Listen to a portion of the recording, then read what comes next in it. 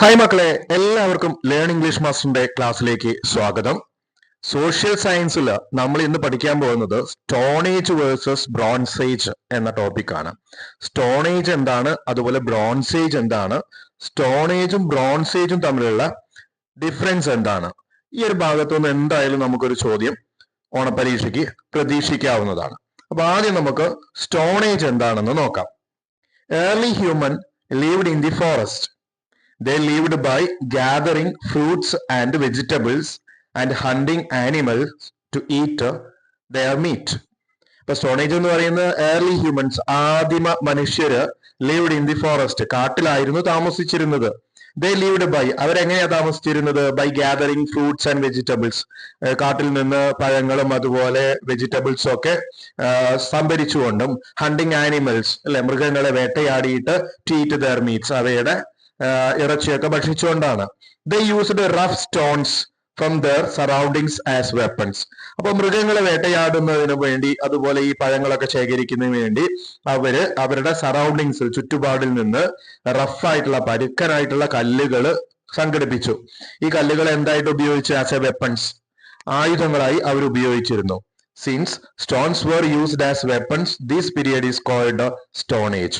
അപ്പൊ കല്ലുകൾ ആയുധങ്ങളായി ഉപയോഗിച്ചു തുടങ്ങിയ ആ ഒരു കാലഘട്ടത്തെ നമ്മൾ എന്ത് വിളിക്കുന്നു? സ്റ്റോൺ ഏജ് എന്ന് വിളിക്കുന്നു. അപ്പൊ സ്റ്റോൺ ഏജ് എന്നുള്ള പേര് തന്നെ വരാനുള്ള കാരണം എന്താണ്? ആ കാലഘട്ടത്തില് മനുഷ്യര് ഉപയോഗിച്ച ആയുധങ്ങൾ സ്റ്റോൺ കൊണ്ടുള്ളതായിരുന്നു. സ്റ്റോൺ ഏജ് 3 എണ്ണം ഉണ്ട്, 3 ആയിട്ട് ഡിവൈഡ് ചെയ്തിട്ടുണ്ടെന്ന് നമ്മൾ കഴിഞ്ഞ ക്ലാസ്സിൽ പഠിച്ചതാണ് അല്ലെ. അപ്പൊ ഇതാണ് സ്റ്റോൺ ഏജ് എന്ന് പറയുന്നത്. ഓക്കെ, നെക്സ്റ്റ് നമുക്ക് ബ്രോൺസ് ഏജ് എന്താന്ന് നോക്കാം. ബ്രോൺസ് ഏജ് എന്ന് പറയുന്നത്, ബ്രോൺസ് ഒരു മെറ്റലാണ് അല്ലെ, ലോഹമാണ്. നമുക്ക് അറിയാവുന്നതാണ്, ബ്രോൺസ് ഒരു ലോഹമാണ്.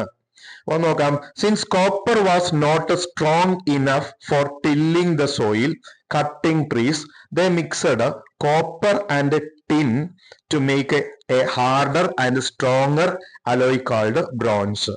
അപ്പൊ മനുഷ്യര് ആദ്യമായി കണ്ടെത്തിയ ലോഹം ഏതാണ്? കോപ്പർ ആണ് അല്ലെ. നമ്മൾ പഠിച്ചതാണ്, നമുക്ക് അറിയാവുന്നതാണ്.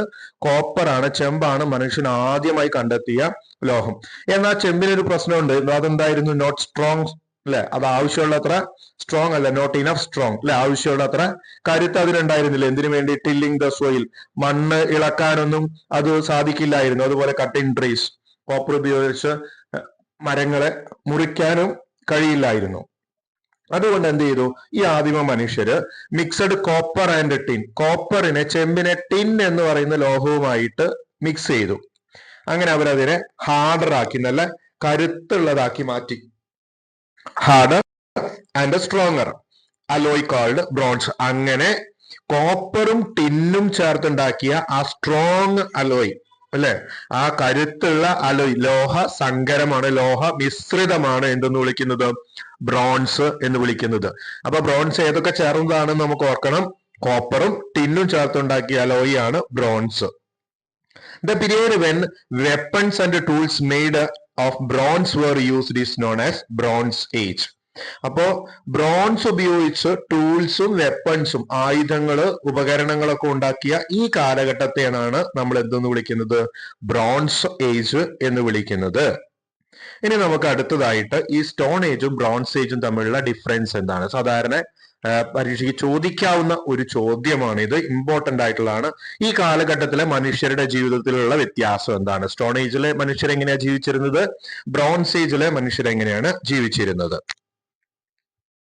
Stone age versus bronze age.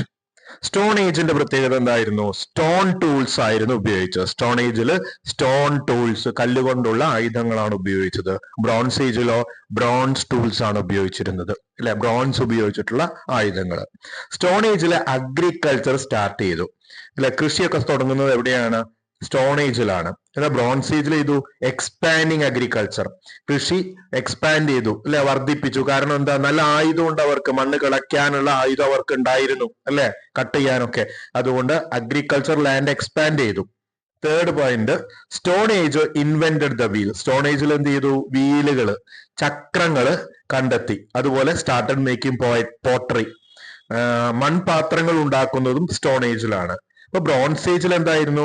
Bronze tools ഉപയോഗിച്ചു, അഗ്രികൾച്ചർ ലാൻഡ് എക്സ്പാൻഡ് ചെയ്തു, സെന്റേഴ്സ് വർ എസ്റ്റാബ്ലിഷ് ഫോർ പ്രോഡക്റ്റ് എക്സ്ചേഞ്ച്, കാർഷിക ഉൽപ്പന്നങ്ങൾ എന്ത് ചെയ്യാൻ വേണ്ടി, കൈമാറ്റം ചെയ്യുന്നതിന് വേണ്ടി അവര് കച്ചവട കേന്ദ്രങ്ങൾ സ്ഥാപിച്ചു, സെന്റേഴ്സ് സ്ഥാപിച്ചു. അപ്പൊ ധാരാളം കൃഷി ഉണ്ടായിരുന്നു, കൃഷിഭൂമി വർദ്ധിച്ചു, അതുകൊണ്ട് കൃഷി വർദ്ധിച്ചു, കാർഷിക ഉൽപ്പന്നങ്ങൾ കൈമാറ്റം ചെയ്യുന്നതിന് വേണ്ടി, പ്രോഡക്ട്സ് എക്സ്ചേഞ്ചിന് വേണ്ടി കച്ചവട കേന്ദ്രങ്ങൾ, സെന്റേഴ്സ് സ്ഥാപിച്ചു. ലാസ്റ്റ് പോയിന്റ് എന്താ? Cities and towns were formed. ഈ സെന്റേഴ്സ് ഇങ്ങനെ വലുതായി വലുതായി എന്തായി? സിറ്റികളായി, അല്ലെ?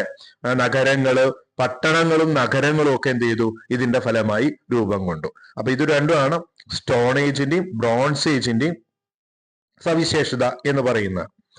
അപ്പൊ നമ്മുടെ കൂട്ടുകാരെ, ഇന്നത്തെ ക്ലാസ് നിങ്ങൾക്ക് ഇഷ്ടപ്പെട്ടെങ്കിൽ കമന്റ് ചെയ്യുക, ലൈക്ക് ചെയ്യുക, അതുപോലെ നിങ്ങളുടെ സുഹൃത്തുക്കൾക്ക് ഈ വീഡിയോ വേഗം ഷെയർ ചെയ്ത് കൊടുക്കുക. ആരെങ്കിലും സബ്സ്ക്രൈബ് ചെയ്യാത്തവരുണ്ടെങ്കിൽ സബ്സ്ക്രൈബ് ചെയ്യാൻ മറക്കരുത്. വീണ്ടും അടുത്ത ലെസണിൽ നമുക്ക് കണ്ടുമുട്ടാം. അതുവരെ എല്ലാ കൂട്ടുകാർക്കും ഗുഡ് ബൈ.